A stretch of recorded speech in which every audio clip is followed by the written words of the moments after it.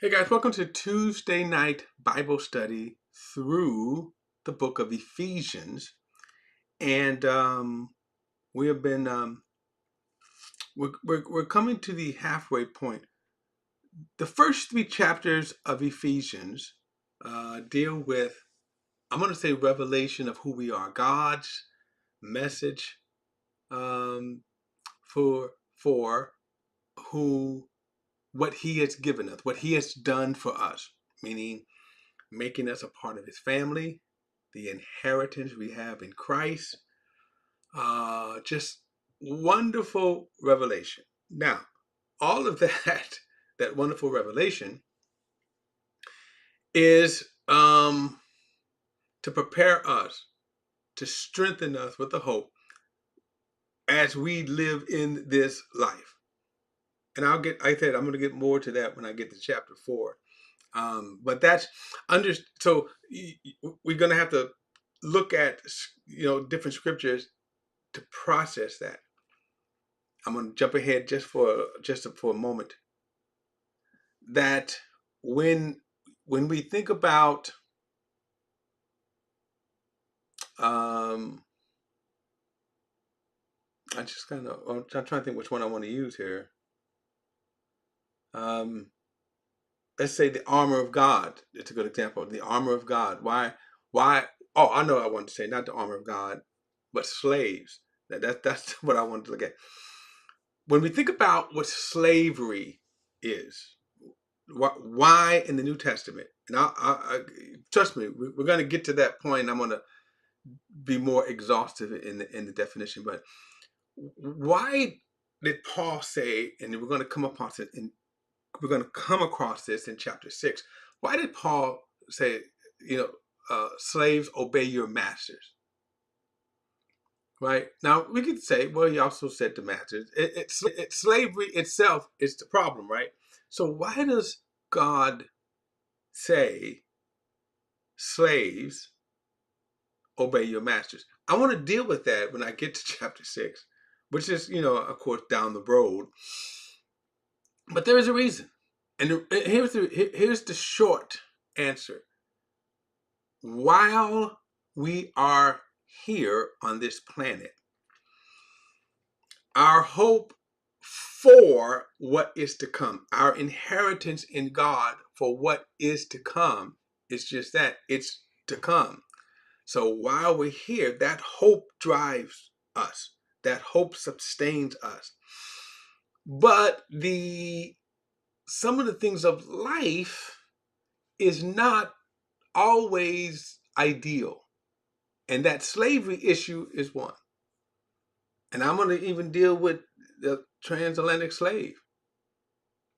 I want to deal with, there was a slave revolt by a slave by the name of Nat Turner. Okay. That he led a revolt, and the thing about with Nat Turner was that he was a preacher, and he thought God spoke to him to lead the revolt. So I'm going to deal with that to say, okay, why was that wrong for him? And it was wrong on many levels. It was certainly misguided. But going back to why, and if obviously you can't, but if I was able to be able to sit down with Nat Turner before the revolt, said this is why, and it's not the easiest truth. In other words, why does Paul say, slaves, obey your masters? Now, I don't know how Nat Turner reconciled those two. Obviously, he didn't, because he revolted. And not only did he revolt, but let him, a lot of people died. A lot of people died as a result of it. So, anyway, but that's kind of where we're going with it. That's kind of where we're going. And the idea is all of this wonderful, rich revelation of who we are in Christ, okay, is to strengthen us to whatever circumstances we face in life. Now, of course, in today's America, we life is better, good for us. It's not the horrors of Jim Crow South. It's not the horrors of slavery, but the principle still remains. I'll get to that again in more detail. So let's get to it. I want to get into Paul's prayer. Paul's prayer. And which is very interesting. Let's go back to, now I'm going to read verse 13 again and then go into this yet. He says, since then I ask that you be not discouraged over my afflictions on your behalf, for they are for your glory. Now, again, to my point, here Paul is saying, after giving all of this rich revelation of who we are in Christ, eternity is going to be great for us. Eternity, okay, excuse me, it's going to be great for us. I mean, man, woo, great. Okay, so verse 14 says, for this reason I kneel before the Father, from whom every family in heaven and earth is named. Now, so I kind of talked about this, the family. So think about that, the family in heaven and earth, and that right now we're divided in that there's some in heaven. In other words, if depending on, and I'm old enough right now, it's a 50-50 for me, right? Because we don't know when the Lord's going to come back for us. So, but anyway, here's the comforting thing, that notice every family in heaven and then on earth. We're on earth because we're still breathing, but then there are family members in heaven. That's the comfort for us. All of us, no doubt, have some family member that is in heaven. I also want to say this, because now I don't know, I'm going to say this. Notice they're in heaven.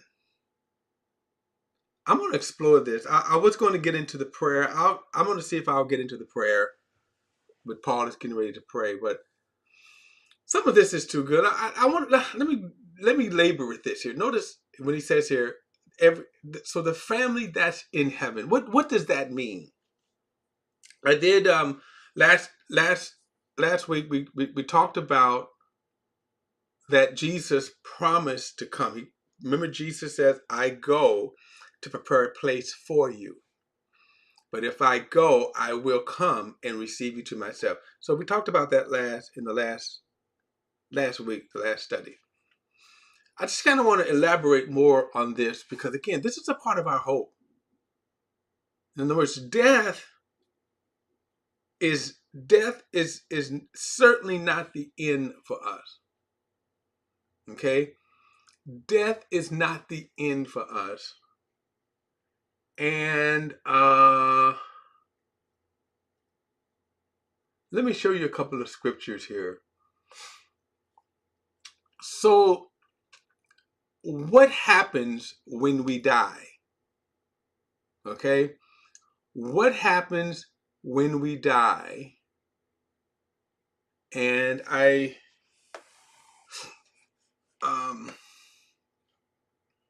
just kind of want to show you something here of what happens when we die.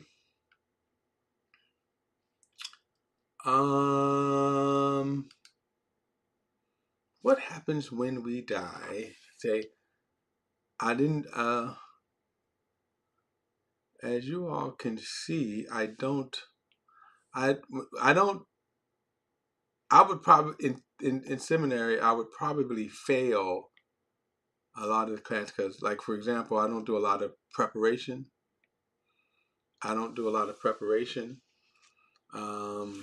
And because of that, because I don't do a lot of preparation, I'm going off to fly here. And one reason is because, again, I didn't really plan to go down this road here, but I think it's worth going down this road so that we can get uh, let's see. I'm trying to find this place here. Um, Here we go. I think it's Samuel 28. All right. I want to show you this. What happens to us when we die? And there should be a reality to this. Think about this. If you don't, I think about people who unalive themselves. I'm learning I have to talk like this so that I don't get shut down. And I think about their mindset in those moments. I think about mass shooters that I think most of them, I think most of them, well, a good number of them won't survive their assault. So, like, in other words, so watch this. So, in making that decision, you go into a school, you go into a place of employment or whatever. The chances are I'm not going to survive it. So why do that? That at this point they have come to the end of their life, or at least to a point I don't care about that. Same thing with terrorists, right? You got I'm not going to use terrorists because many of them think they're getting a reward after death. Okay, but certainly a person that is so in despair that their choice, like for me, suicide. I kind of slipped it out there. Unaliving myself is not an option for me because I know I'm going to meet God one way or the other, on the good side or the bad side, right? I mean, so, but the Bible gives us some. Uh, did I say this? Let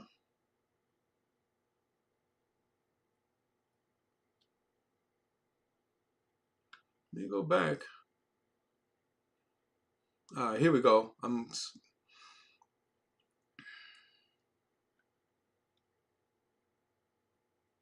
So here's a good example. Okay, so Saul at this point, um, has been rejected by God. He's a wicked man, and so he's kind of showing this wickedness now. And this is what happens. This is what happens. I'm going to pick this up. Verse 7 says, Saul said to his servants, find me a woman who is a medium so I can go and consult her. His servants replied, there is a woman of Endor who is a medium. Saul disguised himself by putting on different clothes and set out with two of his men. They came to the woman at night, and Saul said, consult a spirit for me. Bring up the one I tell you. And the woman said, you surely know what Saul has done, how he has killed the mediums and spirits in the land. Why are you setting a trap for me to get killed? Then Saul swore to her by the Lord. Interesting, right? The Lord's not talking with him, which is why he's going to her. As surely as the Lord lives, nothing bad will happen to you because of this. Now, of course, he came through that he's the king. Who is it that you want me to bring up? The woman asked. Bring up Samuel for me. And when the woman saw Samuel, she screamed and then said, and asked Saul, why did you deceive me? You are Saul. And the king said to her, don't be afraid. What did you see? Now, I'm not going to get into the whole questions that this raises. Is that are there actual spiritists who can actually bring up the dead? My thing is no, because that would happen a whole lot, and a lot of people be rich. I think God in His sovereignty, and sometimes you see this, that God in His sovereignty, for His purpose, this is what He decided to allow and to do.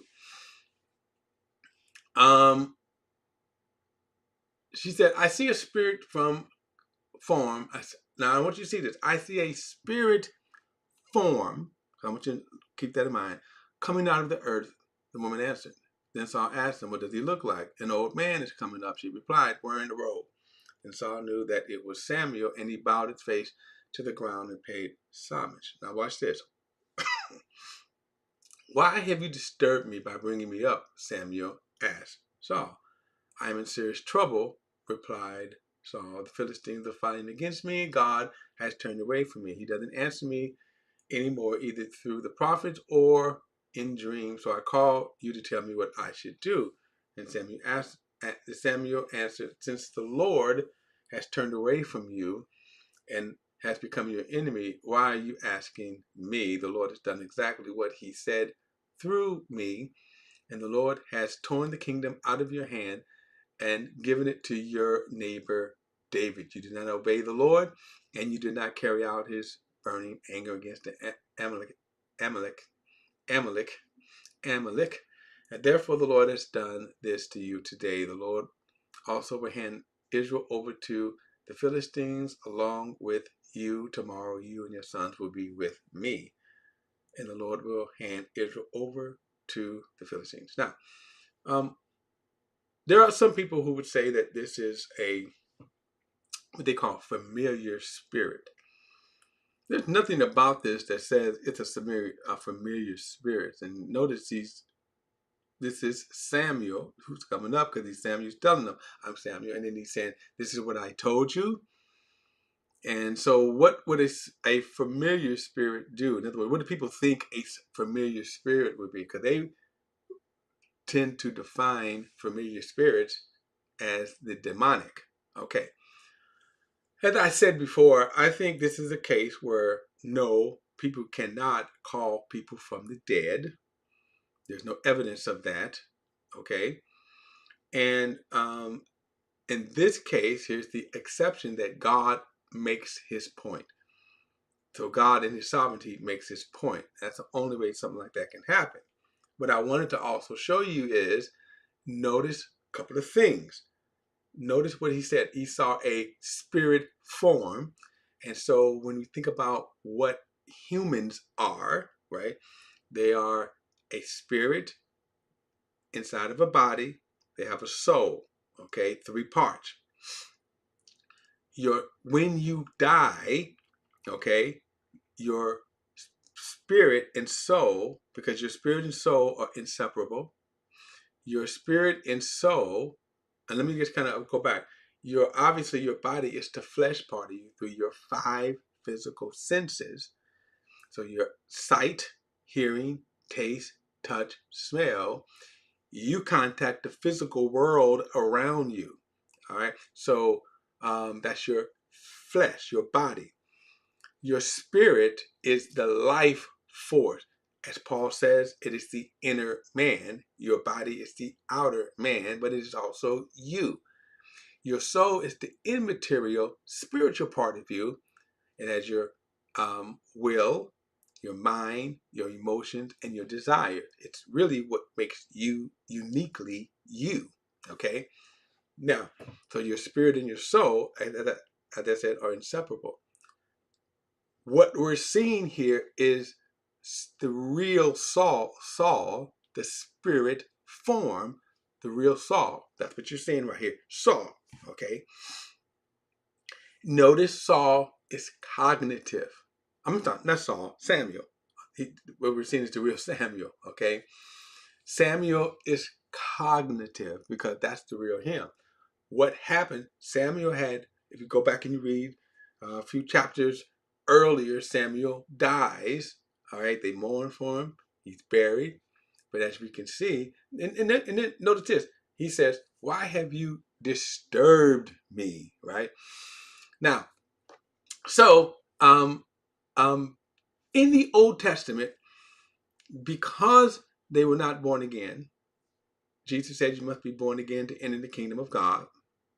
Because they were not born again, it's believed the departed, the people who died in the Old Testament, the saints, okay, were held at a place called paradise in the lower parts of the earth. Okay, all right. So as Jesus would tell the story, All right, and I'll get to that in a moment because I want you to see this. I think it's worth kind of going over this. All right, because when Paul says the whole family in heaven and earth, right? So that family in heaven, what fam? We all say that. In fact, if you look at people today, everybody goes to heaven. Doesn't matter how bad they are, right? Somebody dies, oh, he's in heaven. Oh, he's in a better place. Maybe not, right? If they didn't live for the Lord, if they didn't accept Jesus, they're not in a better place. All right, I'll get to that in a moment. But what you see is here is this Samuel 1, this to be absent from the body is to be present with the Lord. Samuel, okay, um, is now kicking it here in heaven. I mean, not in heaven, but in the lower parts of the earth. He brings him up, and notice he is cognitive. He remembers. He's not like a vapor. Ooh, okay. All right. So I just kind of want you to see that even in the Old Testament, now in the Old Testament, all people who died, okay, went somewhere, but they never lost consciousness. Um, they did not cease to exist. They did not cease to exist. Okay. Let's go to who else do I want to see? That might be it for the Old Testament.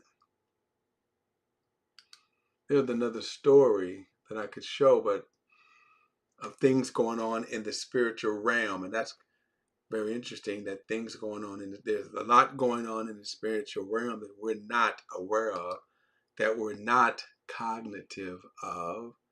So let me do this. Luke chapter 16. This is the story I was telling you about. Now, I want to read this and set this up. It says, there was a rich man who received, no, that's not what I want. Go down a little bit.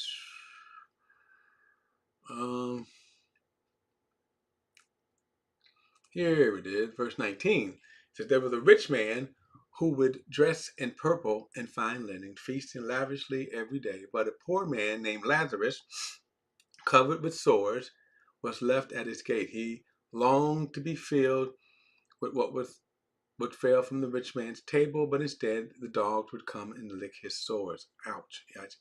Anyway, so right here, we're in the land of the living. Right here, we're in the land of the living. Both are alive. One's doing good, other one's doing horribly. Verse 22, one day the poor man died and was carried. Stop. He died and was carried. So what was carried? So he died and was carried by the angels to Abraham's side. The rich man also died and was buried. So just stop. So again, we're going to see a spirit form. There's spirits, right? The rich man also died and was buried. And then being in torment in Hades, he looked up and saw Abraham a long ways off with Lazarus at his side. Father Abraham, he called out, have mercy on me and send Lazarus to dip the tip of his finger in water to cool my tongue because I am in agony in this flame. So let's stop for a moment now. The man, what are we looking at? See, what are we looking at? What are we looking at? So we're looking at a spirit form, okay? Now, so he says, and so he died, and watch this, he was buried. So we're not talking about his body. So now, in hell, he lifted up his eyes, in hell being in torment.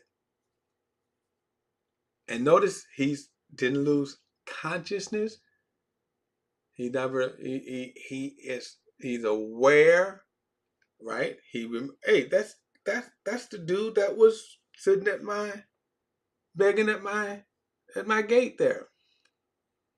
So he says, all right, verse 25, he says, son, Abraham said, remember, and notice he sees Abraham. He says, Father Abraham. Now, let me say this too. Some people see this as a parable, and some people see this as an actual, that Jesus is telling an actual event. Okay? And I want to say it could be both. All right? It could be both. I think the truth is what's most important, but it could be both. Okay. So that said, he said, Father Abraham, he called out, have mercy on me and send Lazarus to dip the tip of his finger in water to cool my tongue, because I am in agony in this flame. Son, Abraham said, remember during your lifetime. So notice here, Abraham makes the difference. During your lifetime. We already got a picture, a glimpse of his lifetime. You receive good things, just as Lazarus received bad things, but now he is comforted here while you are in agony. Besides this, a great chisel. I'm going to stop here because he goes on and gets into some other things that I don't want to get into. But I just want you to see the kind of reality, but the picture that Jesus kind of gives of of life. What the heck is going on here? What do I want? I think I want 9. This is the one I really want you to see.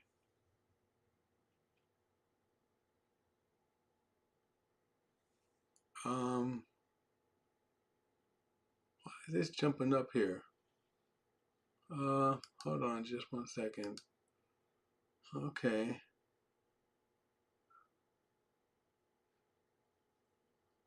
Oh,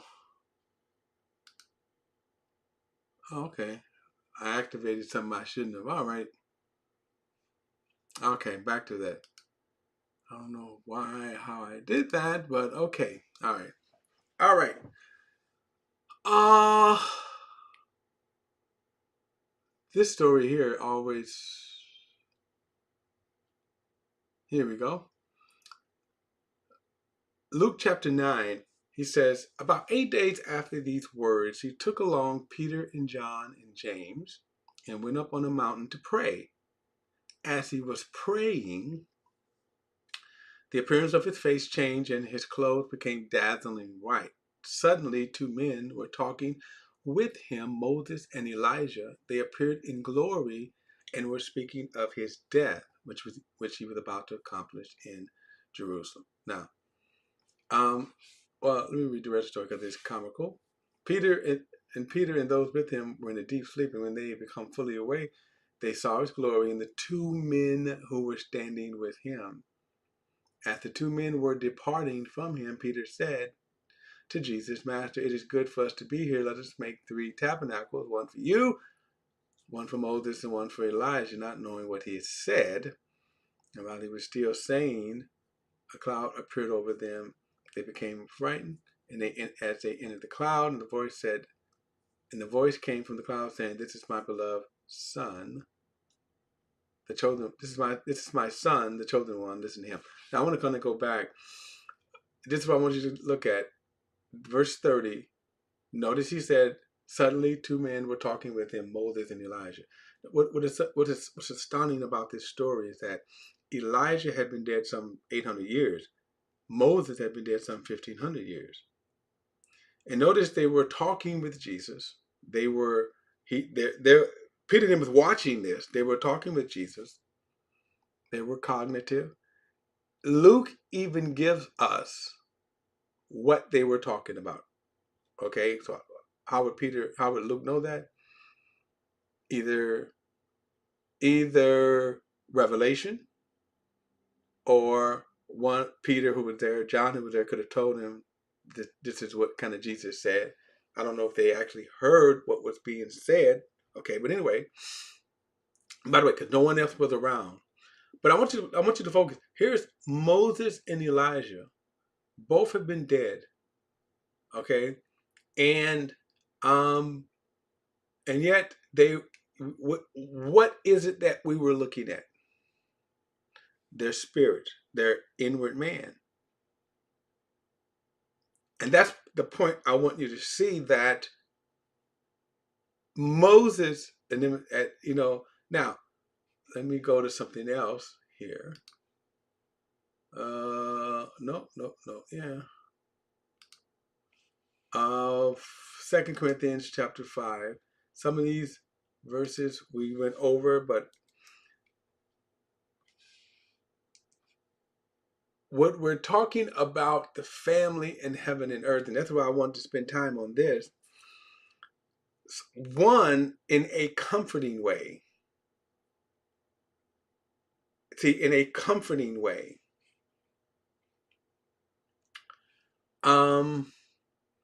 So here's Paul, 2 Corinthians chapter 5, verse 1. For we know that if our temporary earthly dwelling is destroyed, we have a building from God, an eternal dwelling in the heavens, not made with hands. So he's talking about our bodies. He said, indeed we groan in this body, desiring to put on our dwelling from heaven, since when we are clothed, we will not be found naked. Indeed, we groan while we are in this tent, burdened as we are, because we do not want to be unclothed, but clothed, so that mortality may be swallowed up in life. And the one who has prepared us for this very purpose is God, who gave us the Spirit at the down payment. Now, so notice what Paul says here in verse 5. And the one who prepared us for this very purpose is God, who gave us the Spirit at the down payment. So part of our salvation, and remember, this is what Paul says.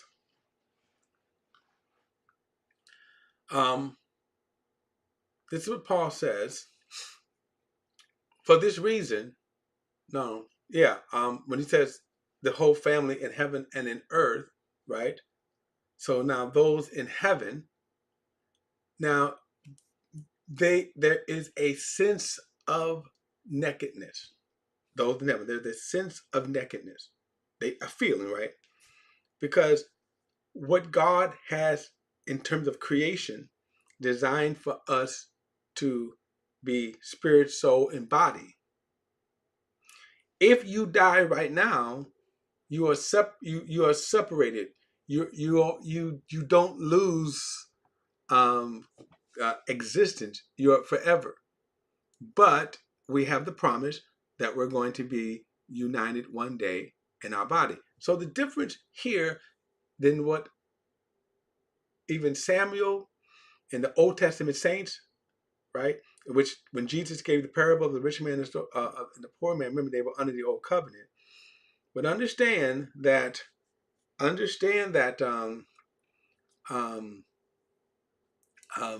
that this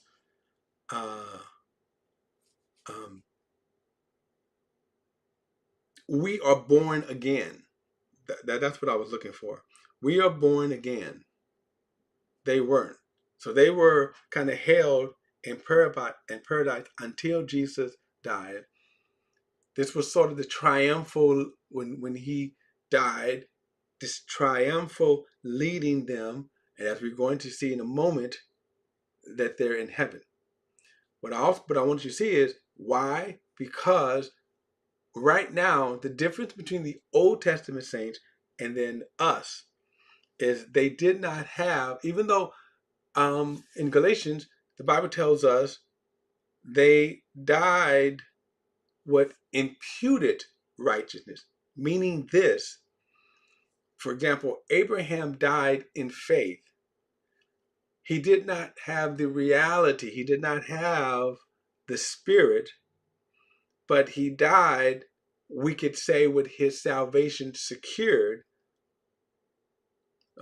Back in the day, I don't know if some of you all would, I don't know if some of you all can remember this, but back in the day, they had what was called layaway. You could go to a store and you could say, well, I don't have enough money to buy this pair of pants.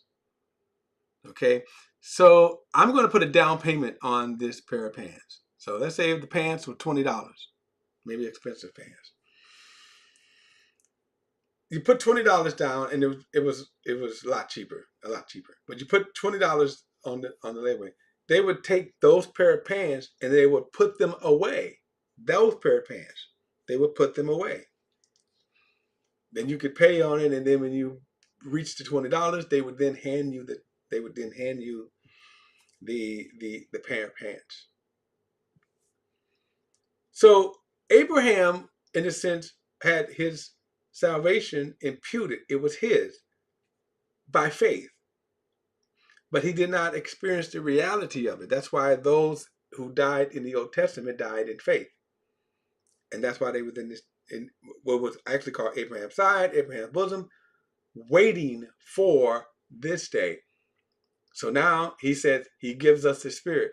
When you accepted Jesus, when you were born again, this born again was it. You were born of the Spirit with the down payment.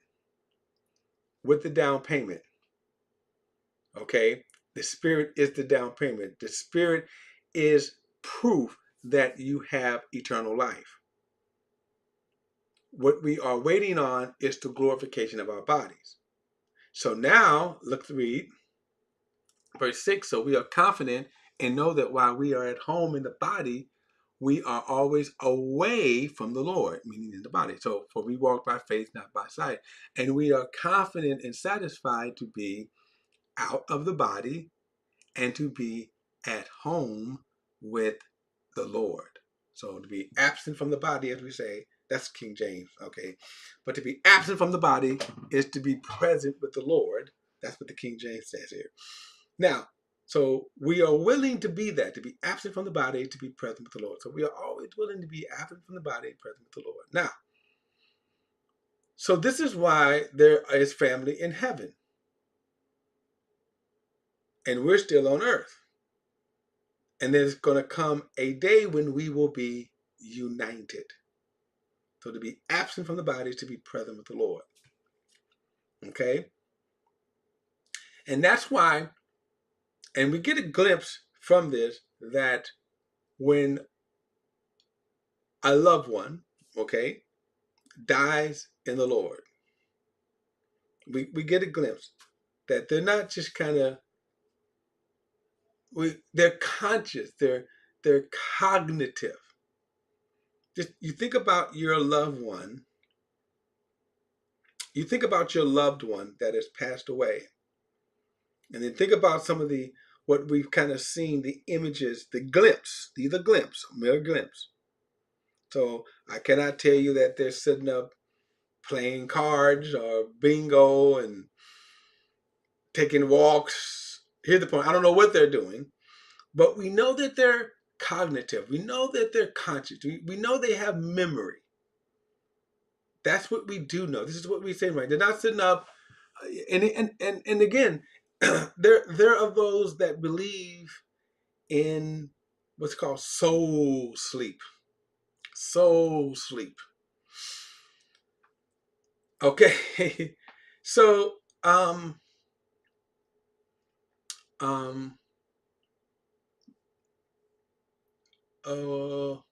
I want to see something else? Okay, let me do this quickly as well. Let me go back to 1 Thessalonians.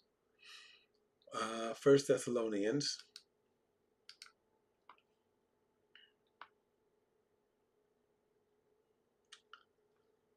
1 Thessalonians 4. Okay.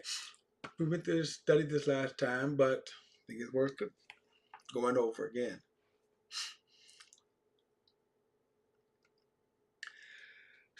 Excuse me.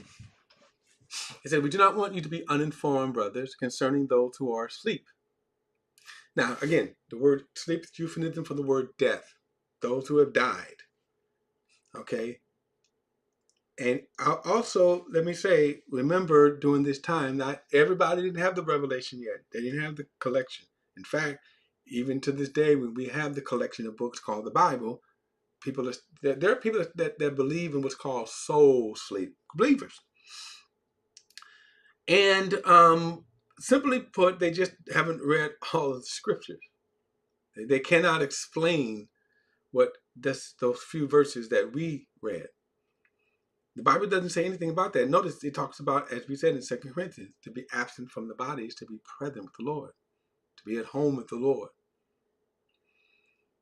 And there are people that believe that, when death happens, you are asleep in the ground. And of course, there's so much wrong with that because, again, how do you explain people who have died in plane crashes, or, people who weren't buried? So what are they doing? What is going on with them? I don't know fully what they would teach, but anyway, he said we do not want you to be uninformed concerning those who are asleep. And so the Thessalonians were concerned that what happens to our loved ones, and furthermore, will they miss the coming? Will they miss Jesus coming? Right? And so Paul is giving them this hope. He says, so that you will not grieve like the rest who have no hope. Now, he didn't say you couldn't grieve. Of course you're going to grieve. The reason why I say that is because we were kind of taught in some of the churches that I was a part of that, don't grieve. You rejoice. Don't grieve, and they made it almost seem like you were unspiritual if you actually, were sad for your loved one dying, that if you cried. Look, anyway, his point was, don't grieve like those who don't have hope. Now, who doesn't have hope? Those who haven't accepted Christ. That's why I said not everyone is in a better place at the point of death. He says, since we believe that Jesus died and rose again, in the same way God will bring with him those who have fallen asleep through Jesus. So watch this again. We just read this.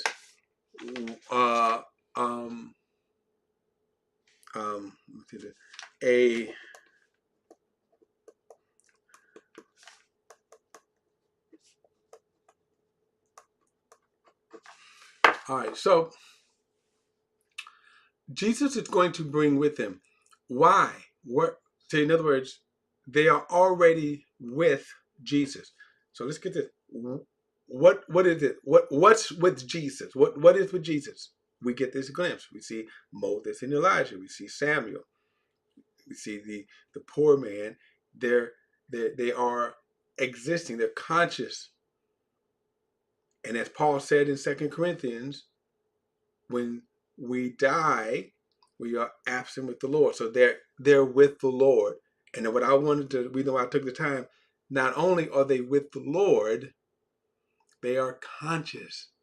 They are, like I say, I don't know exactly what they're doing, but they're having conversations. There's stuff going on. We just don't know what it is.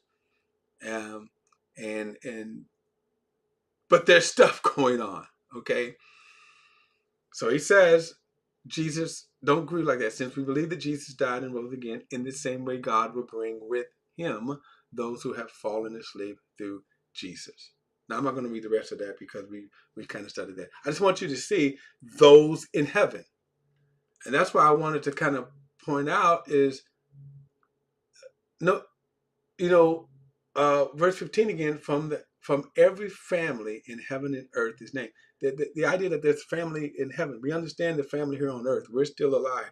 We're still the family on earth. But the family in heaven, if you was to die, if I was to die, we would be in heaven. We would be alive. Okay? Our spirits would be alive. That's what you're seeing. Your soul, your mind, your emotions, your desires are all active, see, in heaven. I can imagine what is going on with the billions of Christians who have died since, that time. Right? Think about the number of believers that are in heaven. I mean, think about the fellowship. And of course, the biggest part is you're with the Lord, right? You're with the Lord. Now, I'm going to come back to this. Like I say, I wanted to get into the prayer. I'll get into the prayer next week, but I just, we should have this hope. Now, again, this hope, look at this, of what's going on in heaven, what's waiting for us in heaven. what's waiting for us in heaven. This hope, okay? That should strengthen us. That should, for whatever the trial that we go through, that should that should strengthen us. Okay? All right, we'll pick this up next week. And next week, like I said, my intentions is to talk about prayer. All right. So don't forget to like and share this video and subscribe to BP the Bible Perspective. And as always, if you have a thought or comment, add it to the comment section below. All comments are welcome. And I'll see you in the next video. I mean, not next video. I'll see you next Tuesday. All right.